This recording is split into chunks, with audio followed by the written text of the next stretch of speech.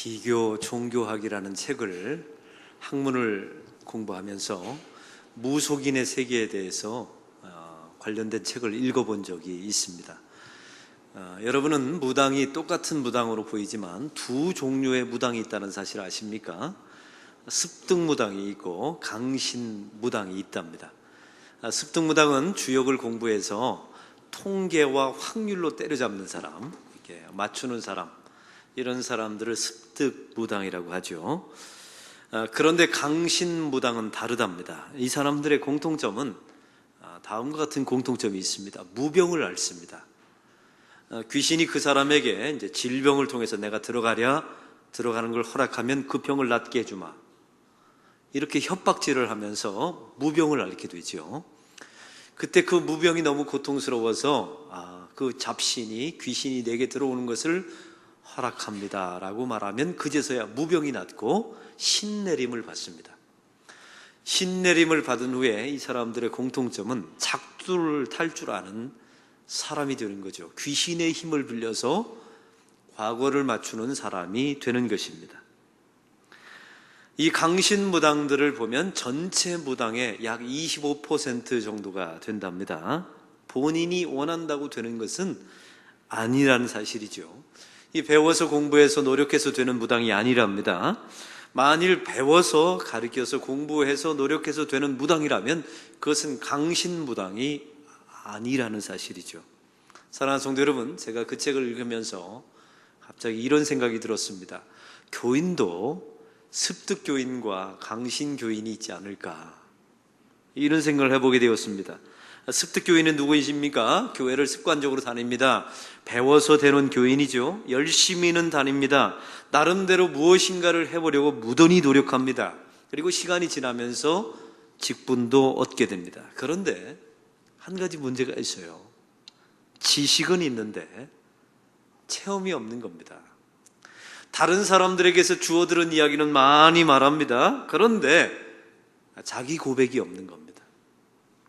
열심을 부린다고요? 그런데 그건 자기 자신을 위한 열심에 불과하고 자기 유익을 위한 열심이었던 것입니다. 예배의 감격 없습니다. 성령의 임재 단 한 번도 경험해 본 적이 없어요. 이게 습득교인들입니다. 공부해서 된 교인들 말이죠. 사랑하는 성도 여러분, 이런 교인에게는 구원은 없습니다. 또 하나의 교인이 있습니다. 이 사람들은 강신교인입니다. 무엇인가를 배워서 가르침을 받아서 노력해서 된 교인들이 아니죠. 하나님께서 사로잡은 사람들입니다. 자기 자신도 모르게 내가 하나님을 믿은 게 아니라 어느 순간인가 믿어지게 된 것입니다. 설명할 수는 없으나 영적 체험들이 있습니다. 예배 가운데 하나님의 성령의 임재를 경험하게 되죠. 그리고 그 예배의 감격을 맛보게 됩니다. 강신교인들은요, 배워서 된 교인들이 아니에요. 그 안에 성령께서 임하셔서 성령께 사로잡힌 교인들입니다. 노력해서 되는 교인들이 아닙니다. 어느 날 갑자기 하나님께서 찾아오시죠. 예고도 없이 말입니다. 갈대아 우리에서 우상장사하던 아브라함에게 예고도 없이 어느 날 갑자기 하나님이 찾아오셨듯이, 저 광야에서 양을 치던 다윗에게 선지자가 찾아왔듯이, 또 다메섹커스로 예수 믿는 사람들을 향하여 잡아 죽이러 가던 그 사울에게 어느 날 예고도 없이 예수님이 찾아왔듯이 말이죠. 이런 사람들에겐 공통적인 특징이 있습니다. 도덕적인 행위와 결과와 노력을 보시고 오신 것이 아닙니다. 어떤 증거도, 올만한 증거도 없습니다. 다시 말하면 구원과 하나님의 자녀됨에 복음에 내가 기여한 바가 전혀 없습니다. 이런 방식으로 예고도 없이, 어떤 실적도 없어요. 공로도 없어요. 저와 여러분이 세상 사람들보다 더 도덕적으로 탁월한 것도 아니에요. 그런데 이런 방식으로 찾아오신 이유가 무엇입니까? 은혜가 무엇인지를 가르쳐주기 위해서 하나님이 항상 이런 식으로 찾아오십니다. 이러면 사람들이 이렇게 말하죠. 하나님이 이런 식으로 하시니까 욕을 먹는 겁니다. 하나님이 이런 식으로 당신의 백성들을 예정하시고 구원하시니까 우리 하나님께서 오해를 받는 것입니다. 그래도 하나님은 이 방식을 단 한 번도 타협해 본 적이 없어요. 왜요? 은혜를 알려주기 위해서요. 은혜가 무엇인지 말씀해 주기 위한 것이기 때문입니다. 성경이 말씀하시는 구원과 복음과 하나님의 자녀됨의 공통점, 특징이 있습니다. 그것은 바로 예정적이라는 겁니다. 만세전부터 우리 하나님께서 구원하기로 작정한 백성들을 만세전부터 택하셨습니다. 바로 그 백성들을 구원하시는 것입니다. 이 말은 모든 것이 운명적으로 다 결정되어 있다, 이 말을 말하기보다 가장 중요한 의미가 따로 있어요. 그것은 바로 구원의 주권과 주체는 내가 아니라, 나의 노력, 나의 의지, 나의 헌신이 아니라 하나님께 있다는 것입니다. 할렐루야. 나의 행위와 노력의 결과가 아니란 말이죠. 어떤 사람은 그래서 이 예정론을 칼빈 선생님이 말할 때 이렇게 말했답니다. 선생님, 당신의 백성들을 만세전부터 예정하셨다고요? 그러면 전도 안 해도 되겠네요.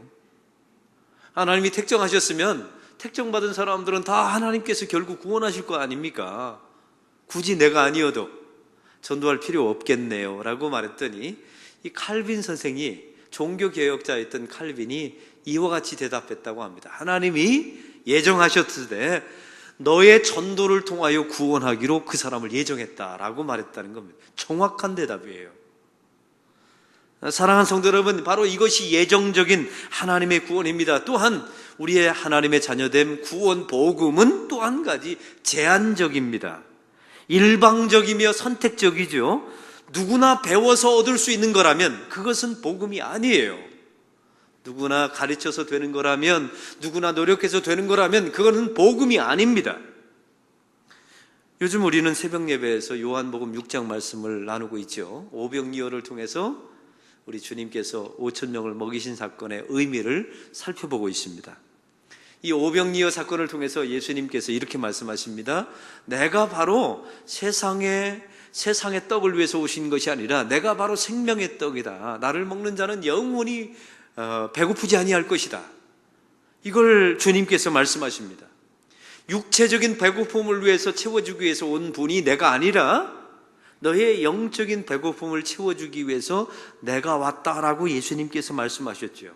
또 한 가지는 이 생명의 떡은 나의 도덕적인 노력이나 의지와 나의 선행으로 말미암아 생명의 떡인 예수님을 먹을 수 있는 것이 아니다. 은혜로 먹는 것이다 라고 예수님께서 설교했습니다.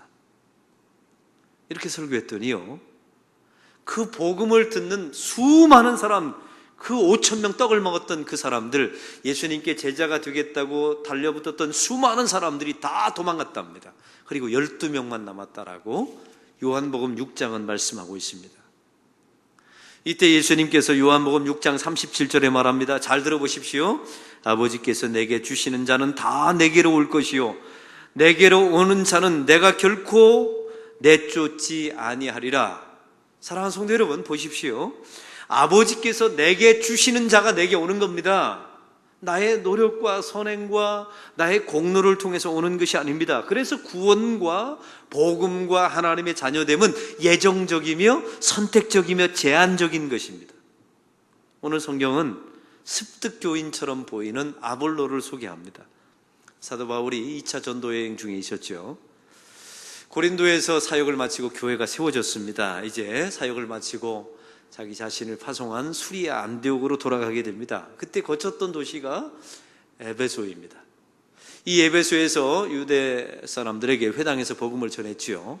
그때 사람들이 더 함께 머물러 달라고 말했을 때 사도 바울이 이걸 거절합니다. 하나님의 뜻이면 내가 다시 돌아오게 될 것이다 라고 말하고 떠나가게 됩니다.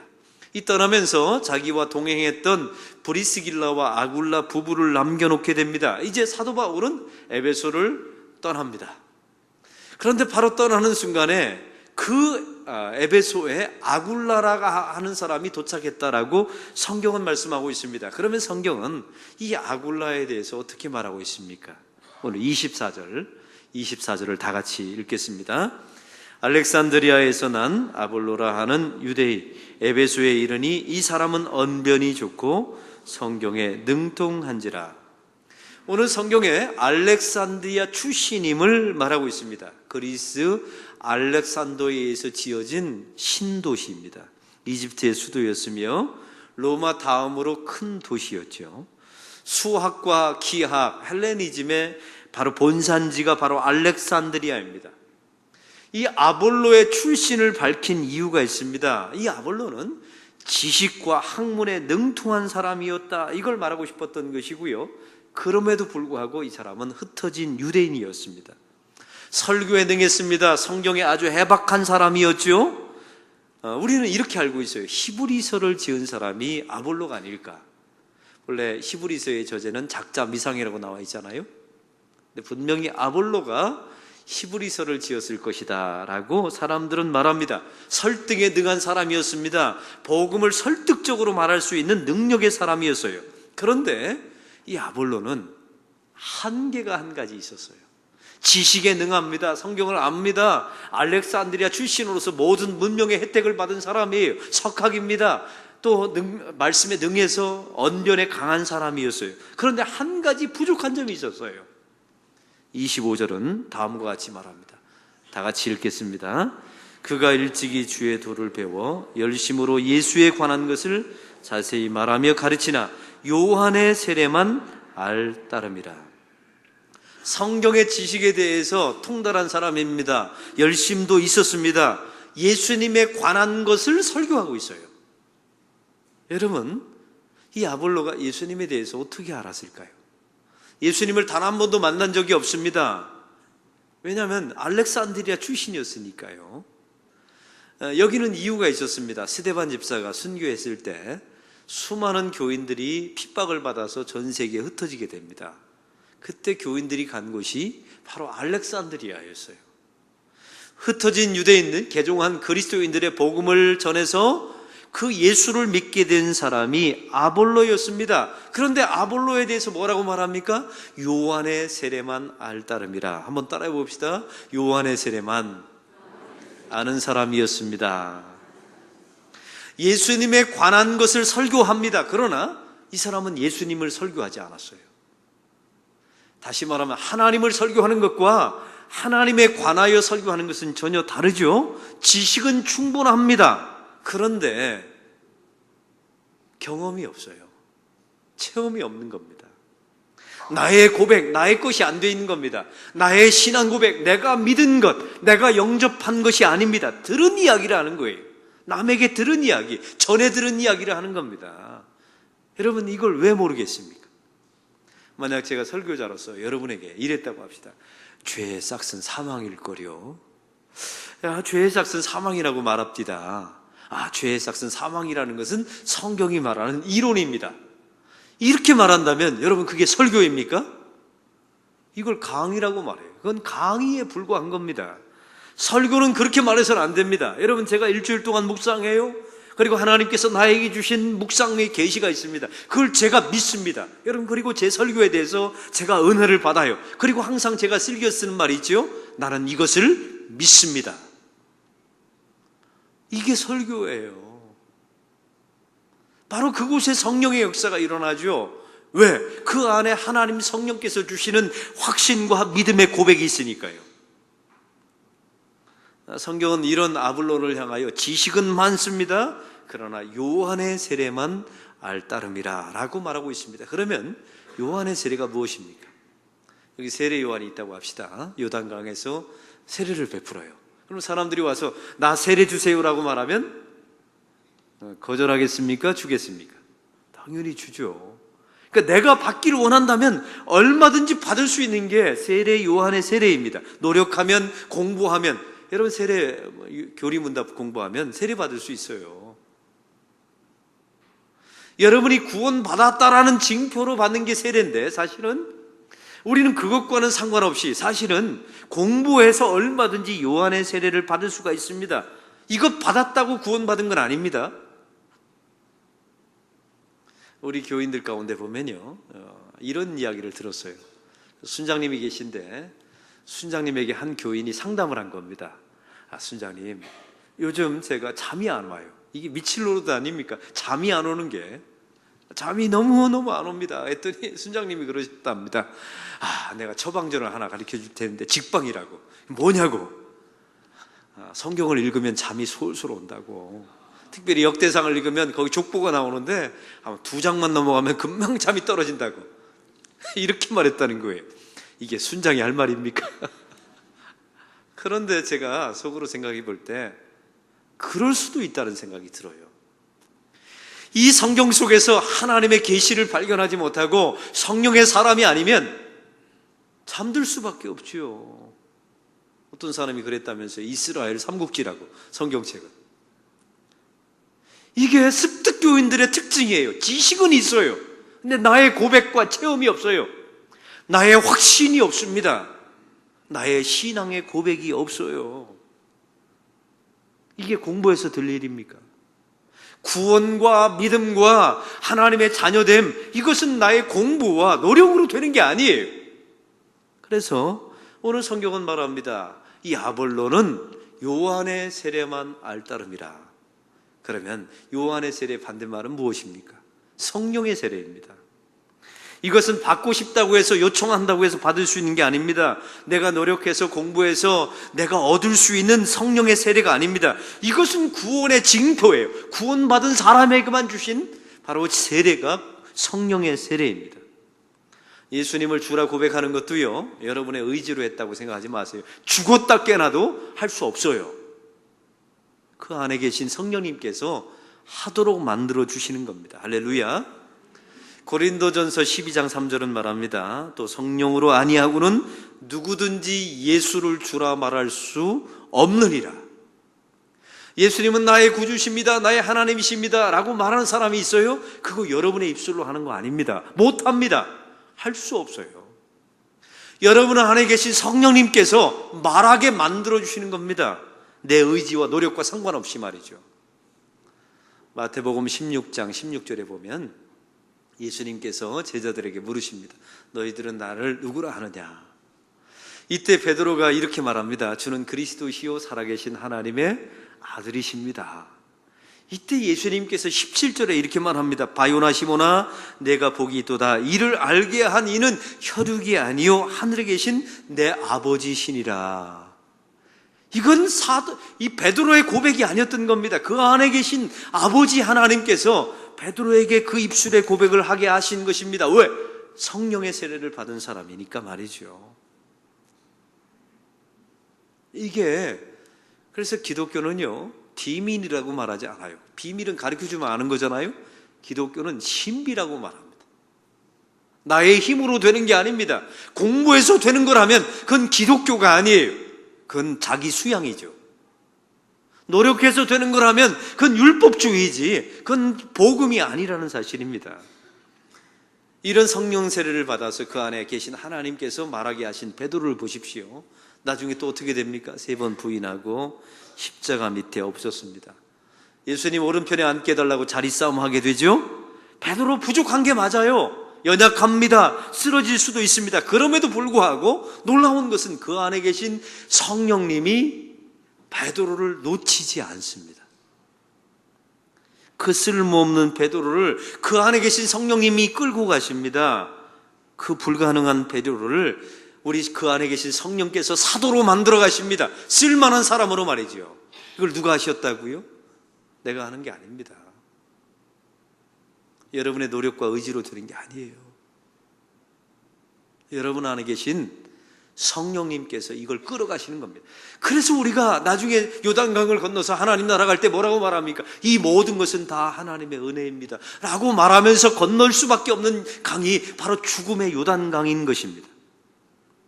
이것이 배워서 되는 것이라면, 가르쳐서 되는 것이라면, 노력으로 되는 것이라면 그건 복음이 아니고 하나님의 자녀됨이 아니라는 사실입니다. 이 아굴라가 이제 고린도의 에베소에 도착해서 이제 회당에서 설교를 할 때 이걸 브리스길라와 아굴라 부부가 들은 겁니다. 브리스길라와 아굴라 부부는 이미 성령 세례 받은 사람이었죠. 하나님이 강권하셨어요. 그 안에 복음을 믿게 하셨어요. 자기 삶을 헌신하게 하셨어요.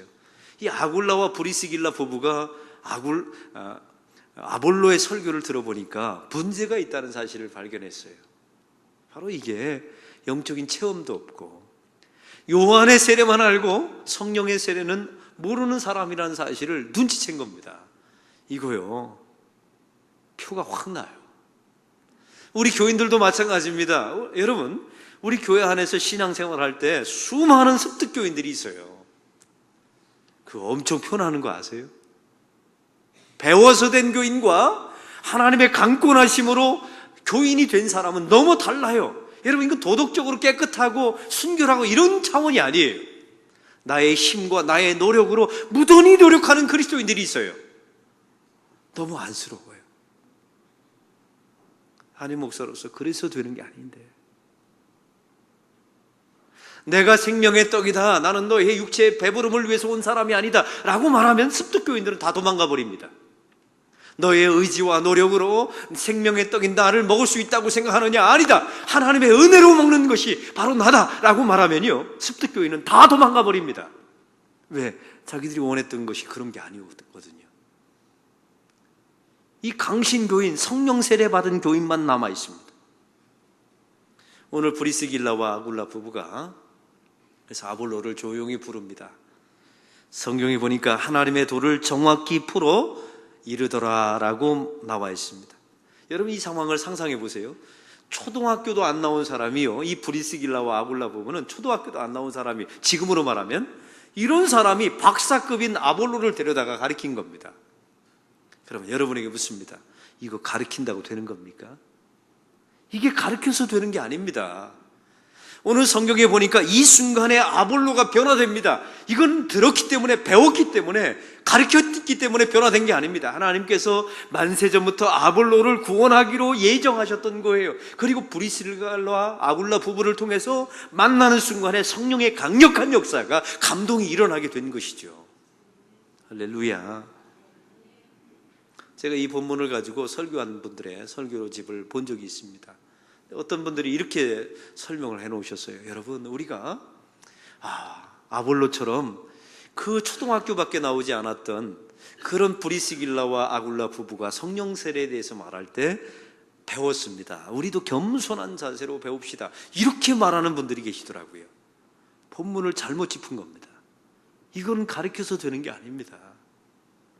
아굴라와 브리스길라를 하나님께서 사용하신 것이죠. 그들의 손길을 통해서 하나님께서 아볼로 가운데 내면 속에 성령의 강력한 역사가 일어나도록 매개체, 촉매가 되었을 뿐입니다. 아볼로의 변화를 보십시오. 나중에 고린도로 가서 영적 유익을 끼쳤다라고 말하고 유대인들과 결론해서 말로 이겼다라고 나와 있습니다. 왜? 이제는 확신이 있으니까, 믿음이 있으니까요. 이것은 들은 이야기를 하는 게 아닙니다. 내가 경험한 거예요. 브리스길라와 아굴라 부부와 만나는 순간에 그 강력한 성령의 역사, 성령의 깨달음, 감동이 있었거든요. 그래서 그걸 전했어요. 그래서 유익함이 되었다는 겁니다. 가르쳐서, 배워서 얻은 변화가 아닙니다. 그래서 오늘 27절은 말합니다. 은혜로 말미암아 믿는 자들에게 많은 유익을 주니, 아볼로가 주었다는 겁니다. 따라해 봅시다. 은혜로 말미암아, 은혜로 말미암아. 지금까지 아볼로는 노력으로 말미암아, 공부로 말미암아, 나의 의지로 말미암아 이렇게 살아왔습니다. 그런데 아볼로의 인생 가운데 단 한 번 인생에 등장합니다. 은혜로 말미암아, 성령 세례를 받은 겁니다. 이건 내가 자원해서 되는 게 아닙니다. 하나님께서 나의 택한 백성을 구원하시려고 이 아볼로에게 성령의 역사, 성령의 감동, 성령의 임재를 부어주신 것입니다. 세상 사람들은요, 이렇게 말해요. 세상에 안 되는 게 어딨냐, 해보기나 했냐. 정주영 회장이 그랬다면서요. 그래서 교인들 가운데 교회 와서도 똑같이 하는 분이 있어요. 내가 안 되는 게 어디 있는지 봐라, 내가 장로 한번 되는지 안 되는지 봐라 하면서 노력해서 되는 분들이 있어요. 그건 될 수 있어요. 노력해서 장로님 될 수 있고, 여러분 노력해서 목사도 될 수 있어요. 그런데 노력해서 그리스도인은 될 수 없습니다. 노력해서 공부해서 되는 게 아닙니다. 그래서 성경은 말합니다. 다 되는 게 아니랍니다. 안 되는 건 안 되는 거예요. 예수 믿는 것, 여러분이 구원받는 것, 복음을 받아들이는 것, 이건 하나님이 만세전부터 예정된 사람, 특정된 사람, 제한적인 사람만 되는 겁니다. 안 되는 사람은요, 안 되는 거예요. 여러분, 이걸 설교할 수밖에 없는 목사, 안타까움을 아세요? 저는 우리 교회에 1000명이 넘는 수많은 영혼들이 찾아옵니다. 그런데 이 안 되는 걸 가지고 되려고 무던히 노력하는 분이 계세요. 제가 항상 말합니다. 집사님, 장로님, 권사님, 그래서 되는 건 아닙니다. 차라리 엎드려서 하나님의 자비하심을 구하십시오. 제가 이렇게 설명합니다. 그 성령 세례에서 성령님은 누구십니까? 성령님은 예수님의 영입니다. 예수님을 드러내고 예수님을 높이고 예수님을 영광 돌리는 분이시죠. 성령님은 누구십니까? 디아스포라된 흩어진 핍박받아 흩어진 하나님의 백성들에게 찾아가는 분이십니다. 시간과 공간에 제한 없이 영으로 그들을 찾아가시죠. 그리고 그들에게 사도성을 부여하십니다. 성령님은 누구십니까? 예수님의 복음, 예수님의 사역들이 있었죠. 그건 다 과거예요. 여러분, 예수님이 오병이어 죽은 자를 살리시고 말씀 전한 거 다 과거입니다.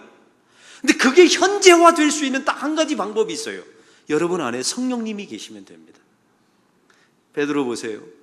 베드로는 예수님과 더불어 오병이어 먹었던 사람입니다. 죽은 나사로가 살리는 장면에 함께 있었어요. 그런데 베드로가 어떻게 되었습니까? 예수님을 모른다고 부인하고 십자가 밑에 없었죠.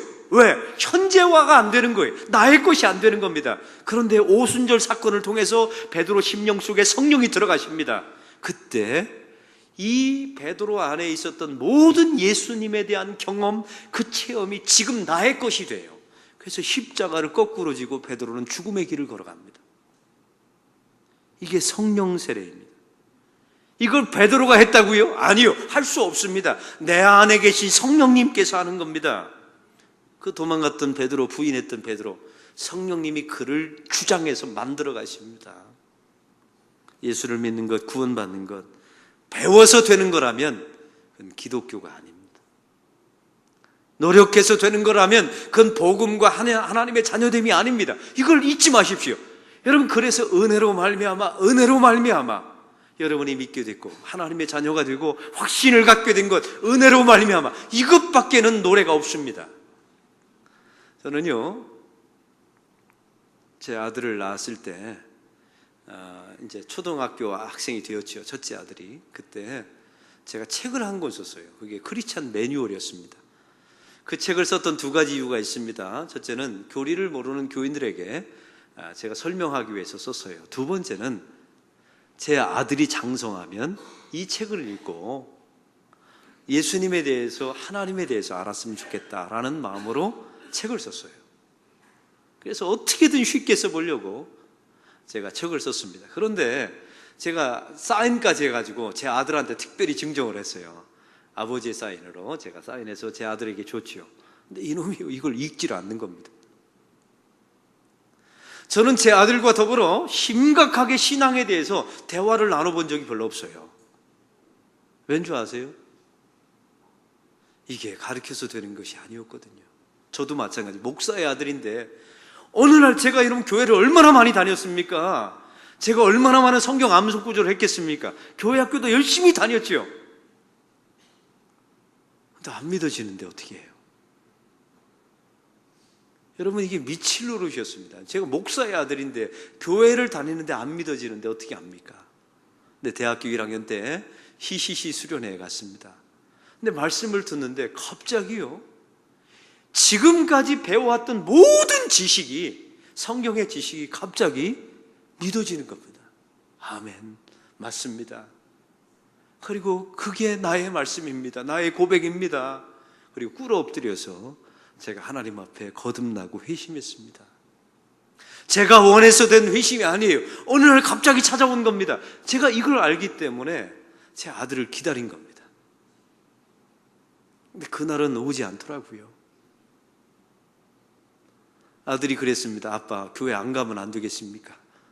왜 아빠를 위해서 교회를 다녀줘야 합니까? 그래서 제가 말했죠. 니들이 교회 안 가면 아빠 목회에 지장이 많다. 내가 욕먹는다. 다녀줘야 된다. 제가 이렇게 설득하면서 제 아들을 지금까지 데리고 왔습니다. 그런데 며칠 전에 처갓집에 제가 차를 몰고 함께 장모님 생신이라 가는데 제 아들이 이런 질문을 하는 겁니다. 아빠, 거듭남의 의미가 뭡니까? 아빠, 그 성화라는 것이 무엇입니까? 이 질문을 저한테 하는 거예요. 그래서 제가 말했죠. 내가 이럴까 봐 너를 위해서 그 책을 지어놨다. 아빠, 다 읽어봤어요. 그 책을 다 읽어봤는데 이해가 안 되는 부분이 있어서 제가 아버지에게 질문을 하는 겁니다. 그런데 그 다음 말이 중요합니다. 아버지, 아빠, 하나님이 계시다는 게 믿어집니다. 이런 날이 제 아들에게 왔습니다. 사랑하는 성도 여러분, 이거는 제가 한 게 아닙니다. 제 아들이 노력한 것도 아니에요. 어느 날 갑자기 아브라함을 찾아오셨듯이 그 성령께서 제 아들을 찾아온 겁니다. 사랑하는 성도 여러분, 공부해서 되는 거라면 그건 기독교가 아닙니다. 자기 수양의 종교이죠. 노력해서 자기 헌신으로 되는 거라면 그건 기독교가 복음이 아닙니다. 너무 애쓰지 마세요. 애쓴다고 되는 것이 아닙니다. 우리가 교회 안에서 왜 헌신합니까? 구원받았기 때문에 그 은혜를 주님 앞에 드러내기 위해서 일하는 겁니다. 할렐루야. 우리가 왜 교사로 성가대원으로 왜 하나님 앞에 헌금 드리면서 이 수많은 시간을 주님 앞에 드립니까? 그걸 드림으로 구원받기 위한 것이 아닙니다. 이미 구원받았기에 내 안에 성령 세례가 있기에 주님 앞에 나의 헌신을 드리는 것일 뿐입니다. 공부해서 되는 것이라면 그것은 복음이 아닌 것입니다. 우리는 공부하지 않아도 어느 날 갑자기 주님께서 찾아오셔서 예수를 믿게 하셨죠. 은혜로 말미암아. 은혜로 말미암아. 이걸 날마다 고백하고 노래하고 찬송하면서 살면 염려하지 마세요. 다 허물이 있고 도망가고 배신해도 염려하지 마세요. 하나님이 쫓아가셔서 끄집어내서 저 밑바닥에 있으면 끄집어내서 여러분을 다시 만들어 주실 겁니다. 쓸만한 사람으로, 왜냐하면 예정하셨고 사랑하기로 결정하셨기 때문입니다. 이 은혜 속에 있다는 사실을 아시고 주의 은혜 가운데 날마다 감사하고 그 은혜를 찬송하고 송축하는 성도가 되기를 축원합니다. 하나님 아버지, 오늘 말씀을 통하여 공부해서 되는 것이라면 그것은 복음이 아니라고, 하나님의 자녀됨이 아니라고, 구원이 아니라고 주께서 말씀하고 있습니다. 주님, 이 자리에 혹시 습득교인들이 있거들랑 주님 앞에 엎드립니다. 저들에게 은혜를 베풀어 주십시오. 이 자리에 성령 세대 받은 하나님의 성도들이 있거들랑 우리의 노력과 의지로 된 것이 아님을 주님 앞에 고백하게 하옵소서.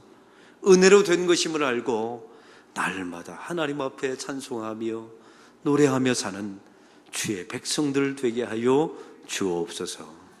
예수 그리스도의 이름으로 기도하옵나이다. 아멘.